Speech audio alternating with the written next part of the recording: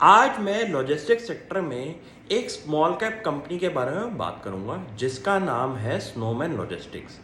Company कुछ 10 सालों से इंडिया में लिस्टेड है और शेयर प्राइस रिटर्न तकरीबन कंपनी की नेगेटिव ही रही है।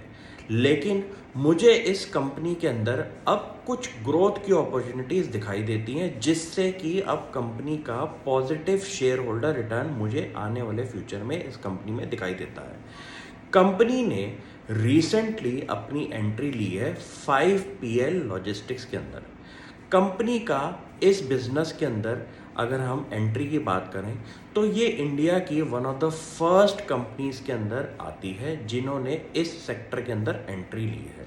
अब आप 5PL के बारे में बात करें तो ये क्या होता है कि कोई बड़ी MNC कंपनी अपना पूरा का पूरा end to end supply chain अगर कोई कंपनी को देती है जिसके अंदर आपकी वेंडर मैनेजमेंट, आपकी ट्रांसपोर्टेशन, आपकी लॉजिस्टिक्स, आपकी वेयर हाउसिंग और आपकी वेंडर सिलेक्शन से लेके end to end product packaging को लेके सब कुछ जो आता है उसको हम 5PL कहते हैं। और आप सोचिए कि इंडिया के फास्ट जो फूड्स हैं उनको अगर कोई ऐसा सप्लायर चेन में वेंडर मिल जाए जिसकी इंडिया के अंदर हमारी प्रेजेंस काफ़ी ज़्यादा लोकेशंस के अंदर है तो कंपनीज उस ऐसे वेंडर्स के साथ जुड़ने से एडवांटेज अपने आप को ले सकते हैं। तो ये एक कंपनी की जो एंट्री मुझे दिखती है वो एक काफ़ी सही बिजनेस सेगमेंट में कंपनी उतर आई है क्योंकि कंपनी एग्जिस्टिंग अपने बिजनेस के अंदर कोल्ड स्टोरेज सर्विसेज प्रोवाइड करता था जितनी भी आपकी MNCs हैं उनको।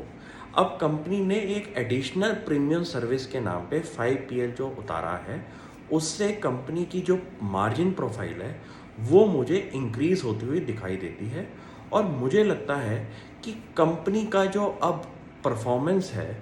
वो आने वाले फ्यूचर में जो कि हमारा इंडिया के अंदर लॉजिस्टिक्स सेक्टर के अंदर काफ़ी ज़्यादा इन्वेस्टमेंट्स हो रही हैं और काफ़ी ज़्यादा ग्लोबल ब्रांड्स इंडिया के अंदर उतर आए हैं। जैसे कि आपने नोटिस किया होगा टिम हॉर्टन। अगर आप टिम हॉर्टन के अंदर जितने भी प्रोडक्ट्स यूज़ करते हैं और आप नोटिस करेंगे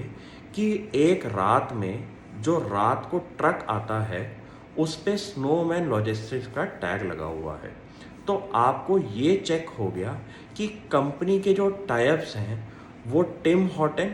बास्किन रॉबिन्स, अपना आइकिया और अमेज़ॉन जैसी कंपनीज के साथ कंपनी ने अपने टाइप करे हुए हैं। तो जो ऐसे टाइप्स के साथ कंपनी जुड़ी हुई है जिनका आने वाले टाइम में ग्रोथ की इमेंस अपॉर्चुनिटीज़ हैं क्योंकि टिम हॉर्टन अभी इंडिया की सिर्फ टॉप मेट्रोपॉलिटन सिटीज़ में आया है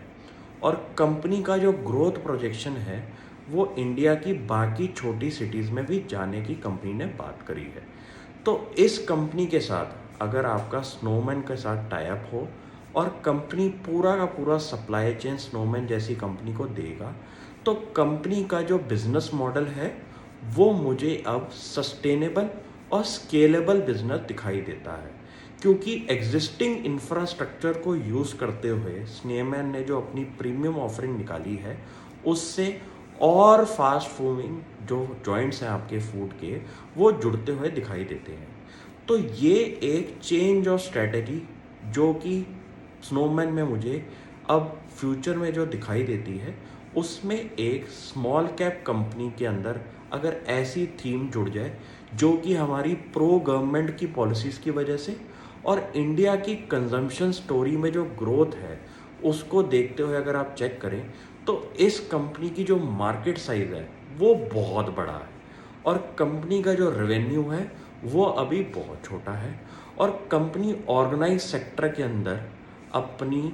मार्केट के अंदर गुडविल बहुत सालों से बना चुकी है। अब कंपनी को बस अपने साथ और ऐसे कस्टमर्स जोड़ने हैं ताकि कंपनी की यूटिलाइजेशन ऑफ प्रोडक्ट्स और तेज़ी से बढ़े